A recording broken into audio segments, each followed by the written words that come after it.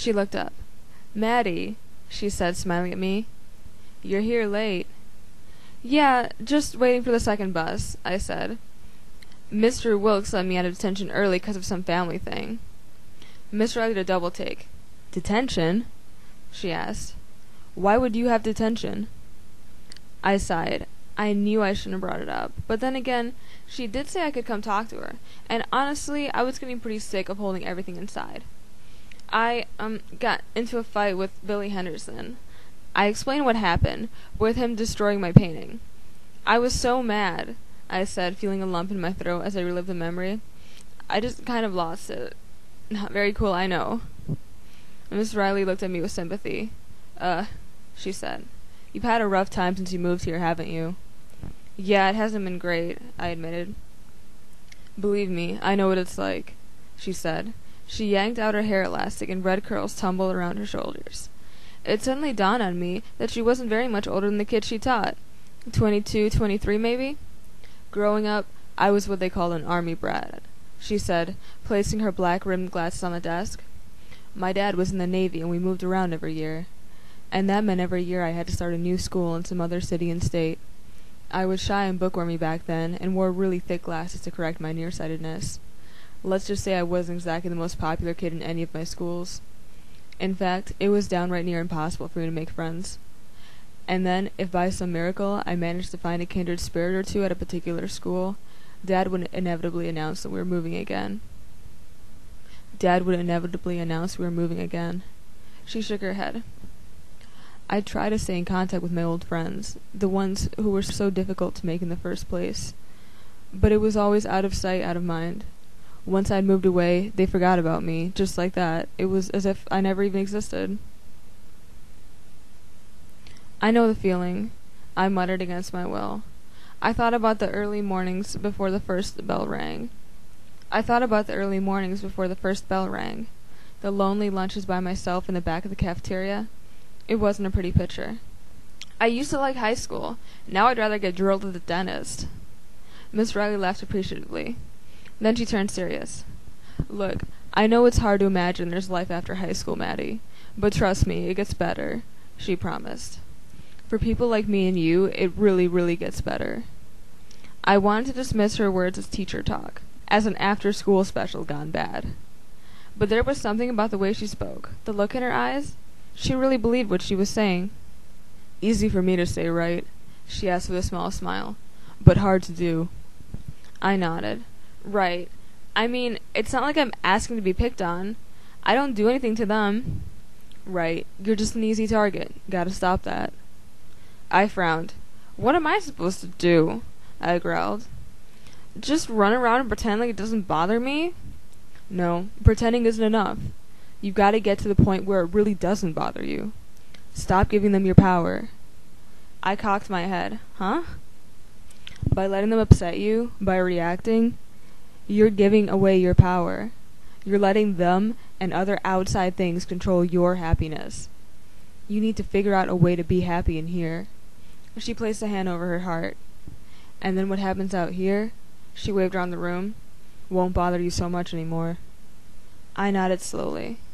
Okay, so it was total psychobabble. But what she said makes sense, in a weird way. Why should the haters get to decide if I had a good day or bad day? They meant nothing in the grand scheme of life. Just lame-ass kids in a dinky little suburban town.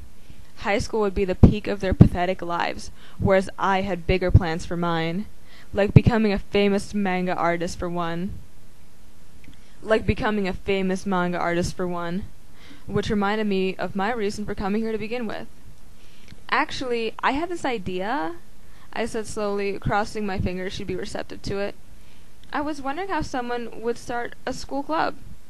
She cocked her head. "What kind of club?" I took a deep breath. "A manga club. I was talking to this freshman, and she said there were a lot of people in school that read it here. I thought we could maybe get them all together, meet after school and read books and watch anime." Miss Riley nodded slowly, thinking over. "That's not a bad idea," she mused. "The principal has been asking me to come up with some sort of book club for some time now. They want kids to learn to love reading, you know. So I really don't see any problems with something like this getting fast-tracked approval." "I mean, I don't know how many people would show up, I hedged. I mean, this place is pretty aber-zombie. I'm not sure we've got a lot of closet cosplayers waiting to embrace their inner Inuyasha. Miss Riley laughed appreciatively. Sure, I doubt Billy Henderson would suddenly show up to school sporting dog ears, but I do believe there are a good number of students who would really appreciate this kind of thing. After all, there's certainly nothing else like it right now. So, how do we get started? Well, I'd have to go get permission from the administration before we would be able to officially announce it. Have to get the official go-ahead, you know? But I don't see it being a problem. Awesome, I grinned. Suddenly things were looking up. Way up.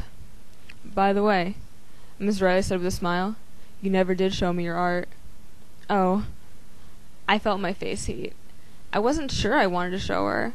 What if she thought my sketches weren't good? I mean, this wasn't like showing my family. Miss Riley had obviously seen her fair share of real manga. What if she thought my drawings were totally amateur? Then again, I was entering the contest. And I had to get used to showing my work to people sooner or later. Might as well start with someone nice. Okay, I agreed, reaching into my book bag and pulling out my sketchbook. I handed it over to her and she flipped it open. She turned a few pages, looking at each one closely before moving on to the next. Her expression was blank, unreadable. I held my breath. Wow, she said suddenly, looking up after coming to the last page. And here I thought I was going to have to make up some encouraging teacher-like compliment. But your stuff is actually good. I love it. I could feel my cheeks heat. Was she being serious? I studied her face. She certainly looked like it. Thanks, I said shyly. It's sort of my passion. This is really great stuff, Maddie. Better than some of the published manga I've seen, she continued. Your style and subject matter reminds me of this game I know. Ever hear of something called Fields of Fantasy? You play Fields of Fantasy? I sputtered. She laughed. No, she said, shaking her head. I'm not that cool. My boyfriend's addicted to it, though. He plays 24/7. In fact, it's impossible to drag him away for a date sometimes. He sounds like my dad. He's the one who introduced me to the game. Well, he bought it for me, but he's a lot higher level, so we haven't played together much. Yeah, I know that song and dance, Miss Riley replied. Tim's constantly trying to get me to play, but he'd never actually lower himself to play with me at my piddly level. Right, I nodded. Boys, she said, sounded amused.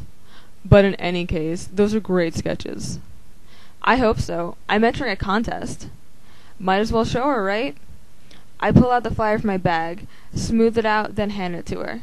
She studied it a moment, then passed it back to me. Nice, she said. Who'll prize us? She looked down at my sketchbook. I bet you have a good chance, too. Thanks, I said, feeling the blush creep over my cheeks again. It's not a compliment, simply a fact. I grinned. Another fact? She was the coolest teacher ever, and things that Hannah Dustin were really looking up.